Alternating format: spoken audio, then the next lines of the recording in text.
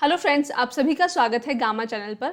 आज मैं आपको पिछले पूरे हफ्ते के इंपॉर्टेंट एंड सेलेक्टेड क्वेश्चंस बताने जा रही हूं। उनके आंसर्स एंड एक्सप्लेनेशंस देखने के लिए वीडियो एंड तक ज़रूर देखें। वीडियो के नोट्स बनाने की आपको कोई ज़रूरत नहीं है, आप इजीली इसे हमारे टेलीग्राम चैनल से डाउनलोड कर सकते हैं।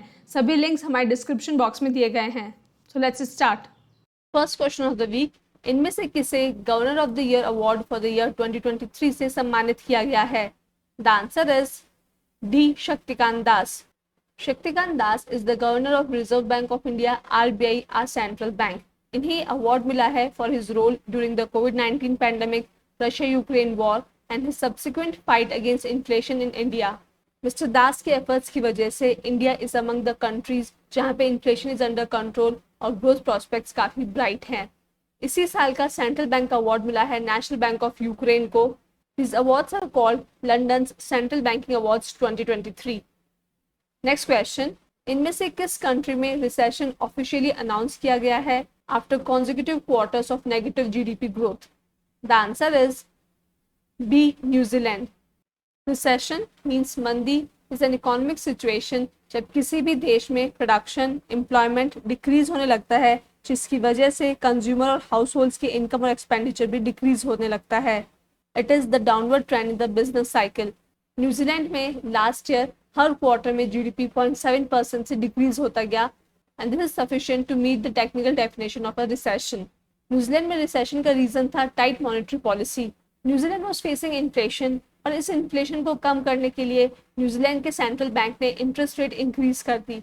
हाई इंटरेस्ट रेट पे बोरिंग्स डिस्करेज होती है, तो जब बोरिंग्स कम होती है लोगों के पास पैसा कम होता है और वो डिमांड नहीं पुट करते हैं और इन्फ्लेशन कंट्रोल में आ जाता है.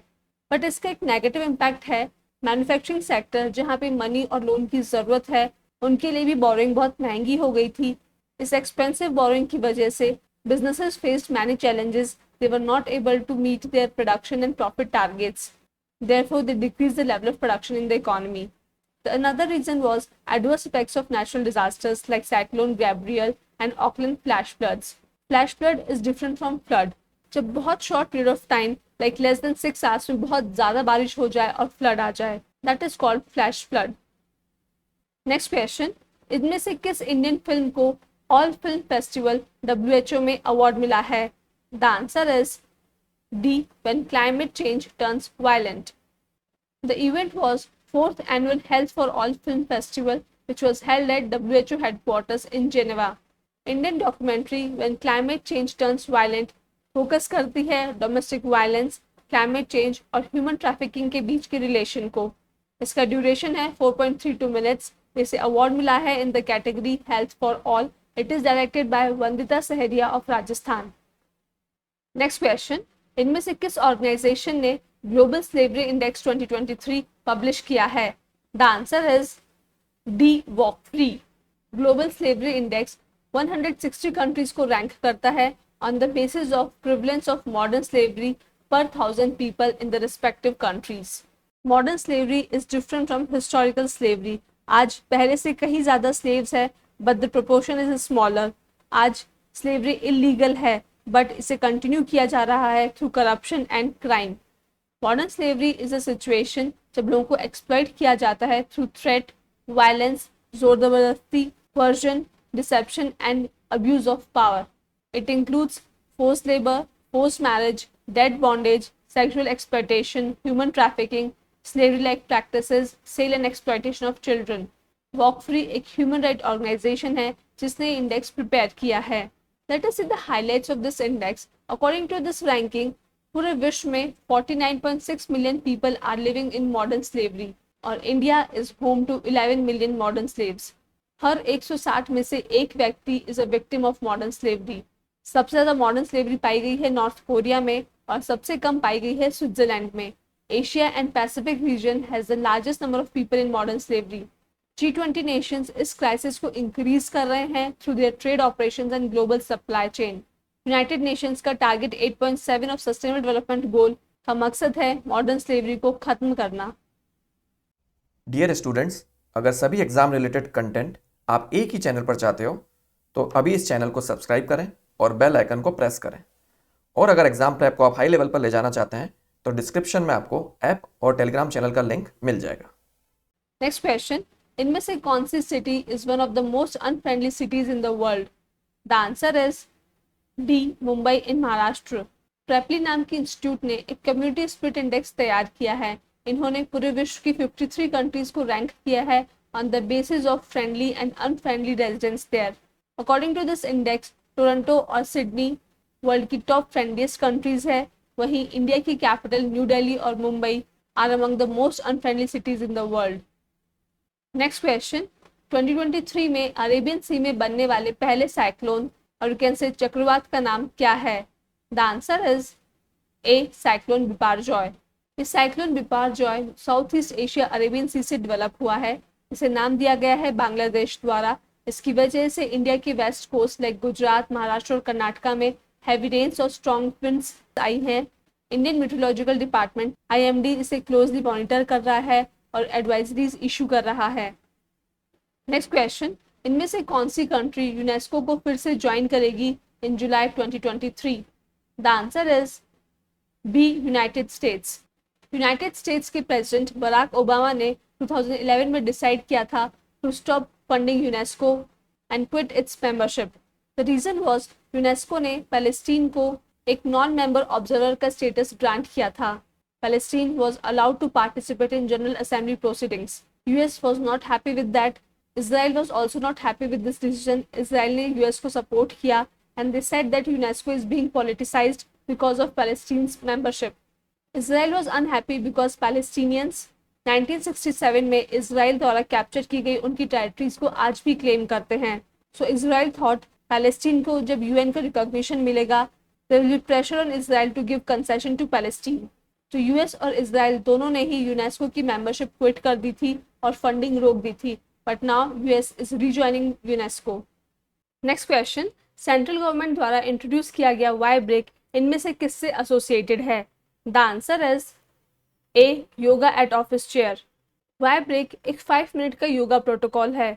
इसमें कुछ योगा प्रैक्टिसेस इंक्लूड की गई है लाइक आसन, posture, pranayama, breathing techniques and ध्यान मेडिटेशन, जो कि हम अपने ऑफिस में छोटा छोटा ब्रेक लेकर के कर सकते हैं। अक्सर प्रोफेशनल्स की शिकायत रहती है वो अपनी हेल्थ पे फोकस नहीं कर पाते हैं because they don't have time to household work as well as office work. So this Y break will help professionals in relieving their stress. ये उनकी एनर्जी लेवल और कंसंट्रेशन को इम्प्रूव करेगा। तो वर्क प्लेस पे tea और coffee break के साथ साथ योगा ब्रेक भी मिला करेगा।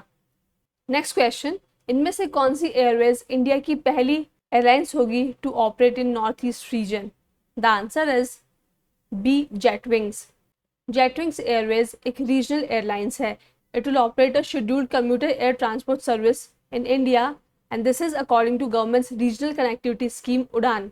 जेटविंग्स एयरवेज को सिविल एविएशन इंडस्ट्री द्वारा नो ऑब्जेक्शन सर्टिफिकेट भी मिल चुका है।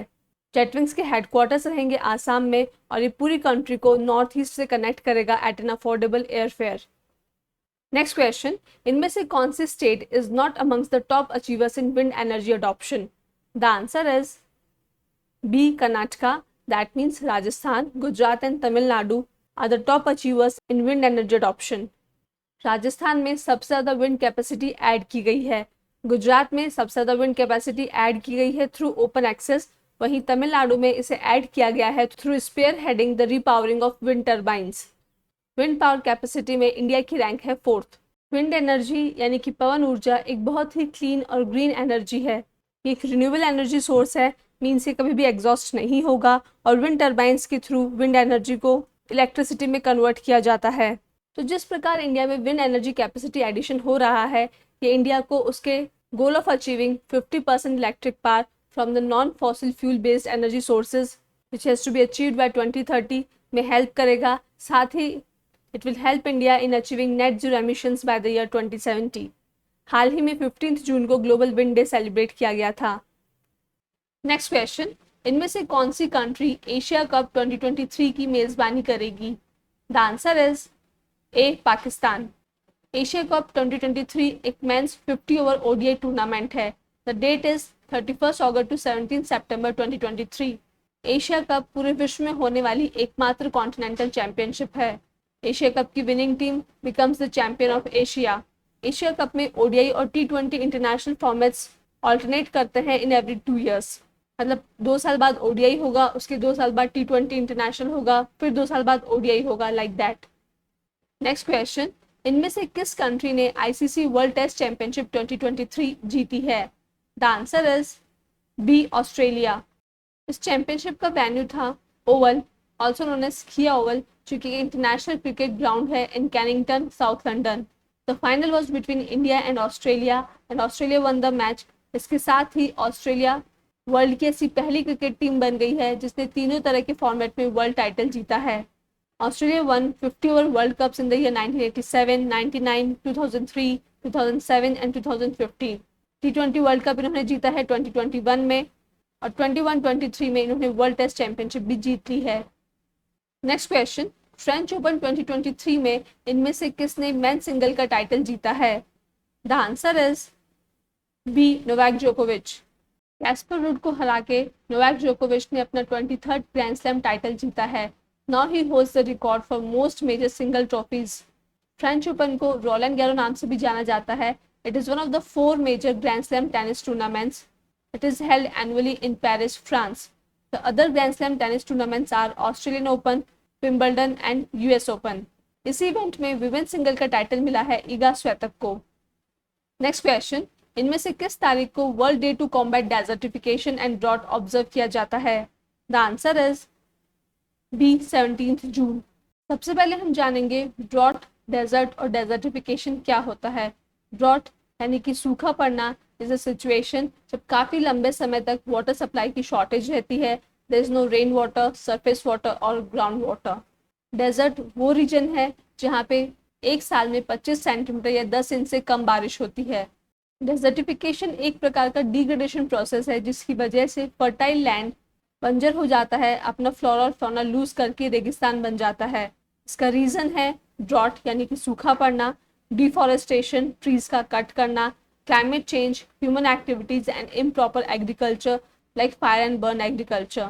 इस डे को ऑब्जर्व किया जाता है ताकि लोग समझे कि डेजर्टिफिकेशन को रोकना कितना ज़रूरी है। अगर सभी तरह का फर्टाइल लैंड डेजर्ट में कन्वर्ट हो गया तो हम कहाँ पे अपने क्रॉप्स ग्रो करेंगे and how will we feed us. इस साल इस डे की थीम है her land, that means the focus is on women's land right. अगर विमेंस को लैंड राइट मिलेगा तो it will be easy to achieve the related global goals of gender equality and land degradation neutrality। World का largest ice desert यानी कि cold desert है Antarctica. World का largest hot desert है Sahara in north Africa. और India का largest desert है Thar desert, और you can say great Indian desert in Rajasthan. Next question, इनमें से किस तारीख को world blood donor day observe किया जाता है? The answer is B, 14 June. रक्तदान, महादान, इससे किसी की जान भी बच सकती है। इस डे को ऑब्जर्व किया जाता है ताकि लोगों में जागरूकता फैले कि सेफ ब्लड और ब्लड प्रोडक्ट्स की कितनी ज़्यादा ज़रूरत है। ये दिन ब्लड डोनर्स को थैंक करता है जो अपनी इच्छा से ब्लड के रूप में एक लाइफ सेविंग गिफ्ट ऑफर करते हैं। This day is also the birth anniversary of Karl Landsteiner, जिन्होंने एबीओ ब्लड ग्रुप सिस्टम की डिस्कवरी की थी और इसके लिए उन्हें नोबेल प्राइज भी मिला था। इस साल इस डे की थीम है give blood, give plasma, share life, share often. इस साल की होस्ट कंट्री है Algeria through their national blood transfusion service. Blood के 8 मेन टाइप्स होते हैं, A+, A-, B+, B-, AB+, AB-, O+ and O-। Universal blood donor group है O negative, because जिन लोगों के पास O नेगेटिव ब्लड ग्रुप है वो किसी को भी ब्लड डोनेट कर सकते हैं। यूनिवर्सल रेसिपिएंट ग्रुप है AB पॉजिटिव, मीन्स जिन भी लोगों का ब्लड ग्रुप A पॉजिटिव है वो किसी भी प्रकार का ब्लड ग्रुप रिसीव कर सकते हैं। वर्ल्ड के 3 रेयरेस्ट ब्लड टाइप्स होते हैं, AB नेगेटिव, RH नल और गोल्डन ब्लड। इस ब्लड ग्रुप में RH एंटीजेंस एब्सेंट होते हैं। Third one is HH blood type, rare ABO group, और you can say Bombay blood group. Next question, इनमें से किस तारीख को world day against child labour observe किया जाता है? द आंसर इज डी, 12 जून। Child labour is a crime. बच्चों के खेलने कूदने पढ़ने की उम्र है, उनसे इस उम्र में फैक्ट्रीज में, ऑफिस में और घरों में काम करवाना as a servant is wrong. बच्चों से हम छोटे मोटे काम में हेल्प ले सकते हैं बट उनसे काम नहीं करवाना चाहिए। इस डे को ऑब्जर्व किया जाता है ताकि ग्लोबल मूवमेंट जनरेट की जा सके अगेंस्ट चाइल्ड लेबर। इस साल इस दिन की थीम है social justice for all and child labour. International labour organization is an UN institution which draws attention towards the issue of child labor. and they are doing their efforts to combat it effectively. ILO के head है Gilbert Houngbo, इसके headquarters है Geneva Switzerland में और इसकी स्थापना हुई थी in the year 1919. So students, that is all about this week. I hope आप लोग को वीडियो पसंद आया हो. Please do not forget to like, share and subscribe. Thank you for watching. Keep learning, keep revising. जय हिंद, जय भारत. तो दोस्तों, अगर आप चाहते हो कि ऐसा ही क्वालिटी कंटेंट आपको मिलता रहे जो हेल्प करे आपको आपकी एग्ज़ाम प्रेप में, तो सर्कल में जो गामा का लोगो दिख रहा है उसको क्लिक करें और चैनल को सब्सक्राइब करें. Thank you.